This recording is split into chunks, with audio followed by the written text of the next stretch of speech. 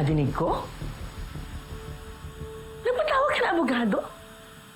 Are you out of your mind? No, Mama. Hindi naman nila mako-connect sa akin yung abogado.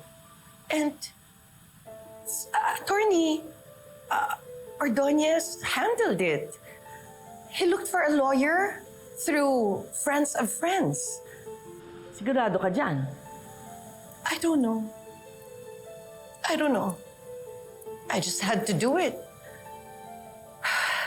They're cornering Karina.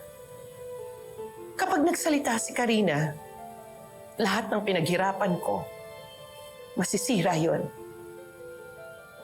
Pero okay lang. I've had my time in this industry. Ang ayoko lang, madadamay si Megan. Masisira din siya. You know I won't let that happen. Gagawin ko ang lahat para hindi masira si Megan.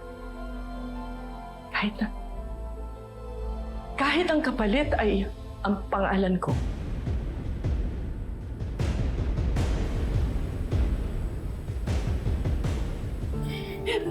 Gusto kong malaman po. Sakit. Nakakakakit. Ginamit niyo yung anak ko. Ginamit niyo ako. Ang pinakamasakit, si Perry dinamay niyo. Sinira niyo ang buhay ng asawa ko. Masaya ka? Masaya ka? Ha? Ako pwedeng matanggalan ng asawa. Yung anak ko pwedeng matanggalan, mawalan ng ama. Masaya kayo?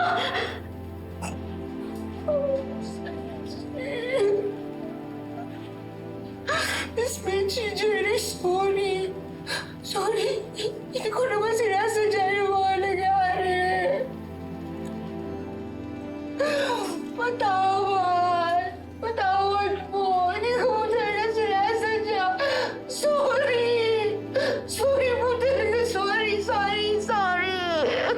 Hindi mo ginusto. Pero dahil nautusan ka, ginawa mo.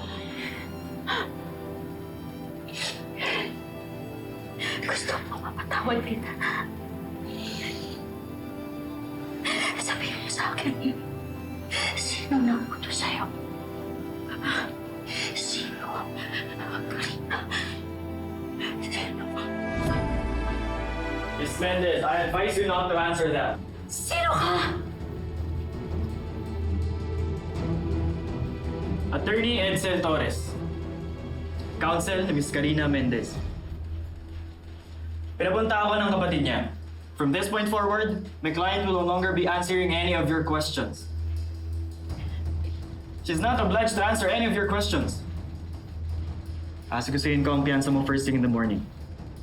Para makalabas ka habang pinaghahandaan lahat ng mga kaso laban sa'yo. Ano yan?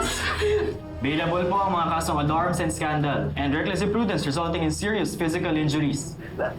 Bailable? Officer, if I may. Sige, sir. Escortan mo sila. Yes, ma'am.